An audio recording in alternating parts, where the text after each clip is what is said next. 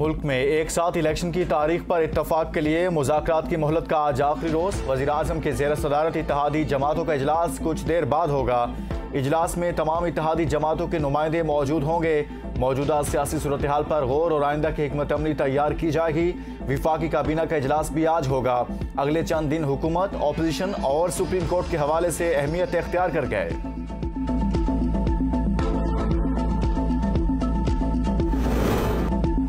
कौमी असम्बली का इजलास आज शाम तलब 9 नुकाती एजेंडा जारी कर दिया गया। गैस मीटर्स की माहाना किराए में इजाफे पर तवज्जो दिलाओ नोटिस जमा होगा। विफाकी वजीर सैयद नवीद कमर तिजारती ऑर्डिनेंस का तरमीमी बिल 2023 पेश करेंगे। कायमा कमेटी बराए इंसदाद मंशियात की रिपोर्ट भी पेश की जाएगी। महंगाई में गैर मामूली इजाफे पर तवज्जो दिलाओ नोटिस भी एजेंडे का हिस्सा। Chief justice Pakistan justice Umar Ata Bandial का बेंच अचानक डी लिस्ट कर दिया गया। बेंच के सामने समाअत के लिए मुकर्रर तमाम मुकदमात भी D list. Registrar supreme court ने मुकदमात डी लिस्ट होने का नोटिफिकेशन जारी कर दिया। चीफ जस्टिस के बेंच में जस्टिस जमाल मंदोखेल और जस्टिस अतर मिनल्ला भी शामिल थे। बेंच के सामने आज 12 मुकदमात समाअत के लिए मुकर्रर किए गए थे। सुप्रीम कोर्ट के बेंच नंबर 2 के मुकदमात की फहरिस्त भी मनसूख।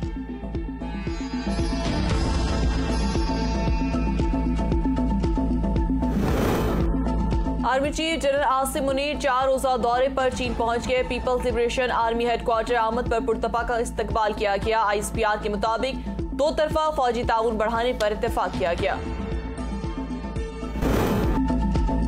बिजली सार्फिन के लिए बुरी खबर। मार्च के फ्यूल प्राइस एडजस्टमेंट की मद में बिजली 1 रुपए 17 पैसे फी यूनिट महंगी होने का इम्कान। सेंट्रल पावर परचेजिंग एजेंसी ने नेपरा में दरखास्त दायर कर दी। के इलेक्ट्रिक ने भी बिजली 4 रुपए 49 पैसे फी यूनिट महंगी करने की दरखास्त कर रखी है। नेपरा दोनों दरखास्तों पर 3 मई को समाअत करेगा।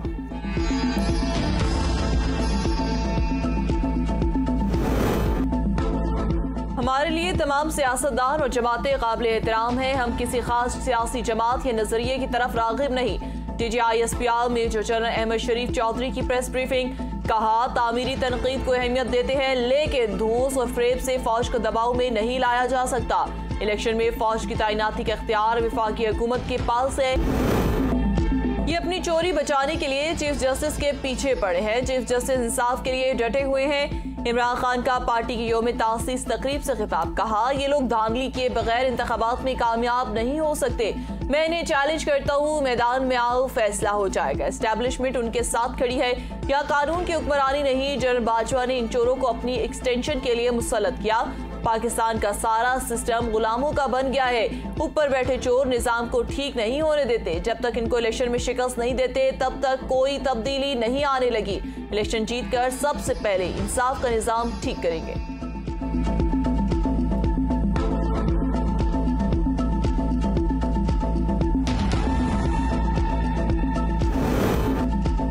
साबिक वज़ीर-ए-आज़म नवाज शरीफ कहते हैं, पाकिस्तान की तरक्की के लिए पहले भी मेगा प्रोजेक्ट बनाए, दोबारा भी बनाएंगे।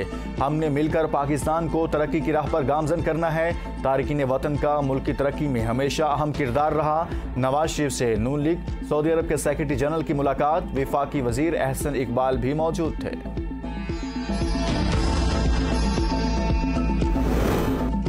अस्करी हुकाम पर इल्जामात। इमरान खान की मुकदमा इंदराज की दरख्वास्त पर समाअत का तहरीरी हुक्मनामा जारी।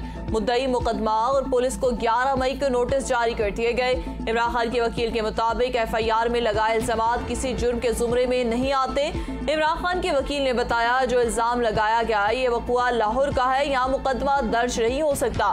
तहरीरी हुक्म का मतन, इमरान खान ने इस मुकदमे में लाहौर हाई कोर्ट से आज तक हिफाजती जमानत करा रखी है।